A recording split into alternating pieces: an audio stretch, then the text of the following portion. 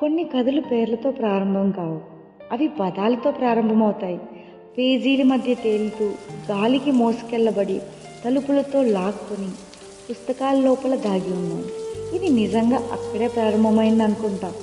శాల్వా చుట్టుకున్న ఆరవ్ తన మంచున కూర్చొని మీరా వదిలి వెళ్ళిన కవితను చదువుతున్నాడు. మీ మాటలు నాలో కొత్త జీవితాన్ని నింపాయి. మీరు ఎప్పుడూ కలవని అపరిచితుడు. నువ్వు ఎవరు?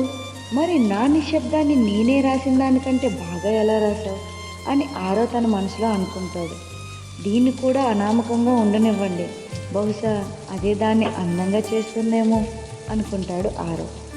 ఒకరోజు మీరా ఒక చిన్న కవర్ పట్టుకొని బుక్ స్టోర్ లోపలికి వస్తుంది. ఆమె చుట్టూ చూసి ఆ లేఖను ఒక కవితా పుస్తకం వెనుక పెట్టింది.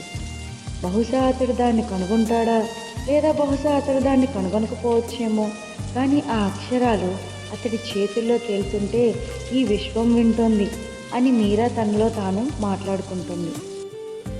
అలా మార్పిడి ప్రారంభమైంది. పేర్లు లేదా ముఖాలు లేకుండా ఒకరినొకరు రాసుకుంటున్న రెండు ఆత్మలు. ప్రతి అక్షరం ఒక అర్థం, ప్రతి కవితా తుఫాన్లో ఒక గుసగుస. ప్రేమ అంటే నీకు భయం ఎందుకంటే అది ఎప్పుడూ నీ తలుపును మెల్లగా తట్టలేదు.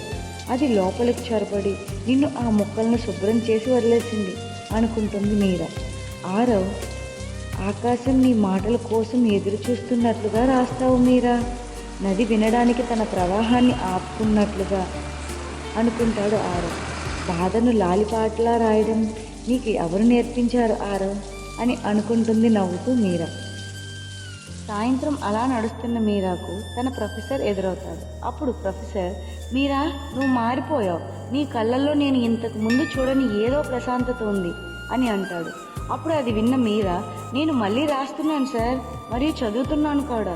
నాకు ఒక వ్యక్తి పరిచయం అయ్యాడు, నాకు ఆ తెలియని వ్యక్తి, కానీ ప్రతి మాట నన్ను తిరిగి చదువుతున్నట్లుగా అనిపిస్తుంది అని బదులిస్తుంది మీరా. అది విన్న ప్రొఫెసర్ నవ్వుతూ, హహహ, అది పురాతనమైన ప్రేమ, పేర్లతో సంబంధం లేని ప్రేమ, నిజం చెప్పాలంటే అని అంటాడు ప్రొఫెసర్. తర్వాత మీరా తన ఇంటికి వెళ్తే మీరా వాళ్ళ నాన్న మీరాతో, మీరా, నీ నిశ్చితార్థం 2 వారాల్లో ఉంది, నీ వెర్రి హాబీలు ఇంకా పక్కన పెట్టు అని అరుస్తాడు. అప్పుడు మీరా, అది వెర్రి కాదు నాన్న, అవి నా దగ్గర ఉన్నవి, అంటే అవి నావే అని బదిలిస్తుంది మీరా. వాళ్ళు నన్ను మౌనంగా పెళ్లి చేసుకోవాలనుకుంటున్నారు, కానీ నేను ఇప్పటికే మాటల కంటే బిగ్గరగా మాట్లాడే స్వరాన్ని విన్నాను నాన్న అని చెప్తుంది మీరా. ఒకరోజు మీరా మరియు ఆరవ్ ఒకే చోటికి వెళ్తారు. అక్కడ ఇద్దరు ఒకరినొకరు గుర్తించుకోకుండా హాజరవుతారు. మీరా ముందు కూర్చుంటుంది, ఆరవ్ వెనక కూర్చుంటాడు. వర్షం అనుమతి అడగకుండా ప్రేమలా కురుస్తూనే ఉంటుంది. అప్పుడు ఆరవ్, మీరు మీ పుస్తకాల్లో కూడా రాస్తారా అని మీరాని అడుగుతాడు. అది విన్న మీరా, నన్ను ఏదో కదిలించినప్పుడు మాత్రమే రాస్తాను, మరి మీరు అని అడుగుతుంది మీరా. నేను రాసేవాడినే, ఇప్పుడు ఇతరులు రాసేది చదువుతున్నా అని నవ్వుతూ బదిలిస్తాడు ఆరవ్. ఒకవేళ వారు రాసింది ముద్రించిన దానికంటే మెరుగ్గా ఉంటే అని సమాధానమిస్తుంది మీరా. అలా ఇద్దరూ ఒకరినొకరు మాట్లాడుకున్న తర్వాత మీరా తను వెళ్తూ తన మనసులో, నేను ఈరోజు నిన్ను చూశాను, బహుశా నా కళ్ళతో కాకపోవచ్చు, కానీ నాలో ఏదో నిలిచిపోయింది, విశ్వం చెప్పినట్లుగా. అలాగే ఆరవ్ కూడా తన మనసులో, అది ఆమె అయ్యుండవచ్చా లేదా కాదా, బహుశా అయ్యుండొచ్చేమో, కథలు సరిగ్గా అలాగే దారి కనుగొంటాయేమో అనుకుంటాడు ఆరవ్.